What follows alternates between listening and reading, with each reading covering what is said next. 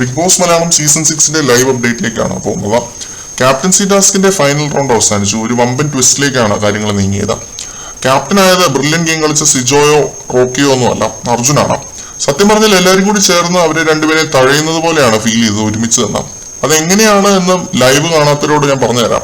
Final 4-ൽ വന്നത് Sreerekha, Arjun, Rocky, Sijo എന്നിവരായിരുന്നു. Sijo Rocky അലയൻസിനെ break ചെയ്യാൻ ശ്രീരേഖ ശേഖരിച്ച ബോൾ എല്ലാം അർജുന് കൈമാറി. അങ്ങനെ അർജുന് ഒരുപാട് ബോൾ ഉണ്ടായി, ഇവരെക്കാട്ടിലെല്ലാം കൂടുതൽ.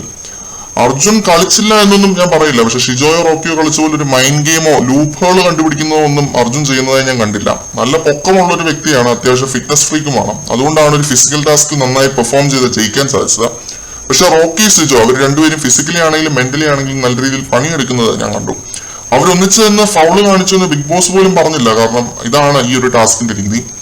എന്തായാലും ബിഗ് ബോസ് മലയാളം സീസൺ 6 ആദ്യത്തെ ക്യാപ്റ്റൻ ആയിരിക്കുന്നത് അർജുനാണ്.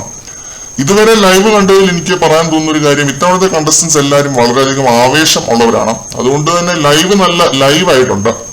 ആരും ചത്തപോലൊന്നും ഇരുന്ന് ബോറടിപ്പിച്ചില്ല. പ്രത്യേകിച്ച് ഈ ഒരു ടാസ്കിന്റെ സമയത്ത് എല്ലാവരും നല്ല രീതിയിൽ എഫേർട്ട് എടുക്കുന്നതായി കണ്ടു. അത് ബിഗ് ബോസ് ഫസ്റ്റ് തന്നെ കൊടുത്ത ആ ഒരു പ്രഷറിന്റെ ഒരു ആഫ്റ്റർ എഫക്റ്റ് ആയിരിക്കും. അപ്പൊ ഇത്രയുമായിരുന്നു നമ്മുടെ ലൈവ് അപ്ഡേറ്റ്സ്. മറ്റൊരു അപ്ഡേറ്റുമായി വരുന്നത് വരെ ബൈ.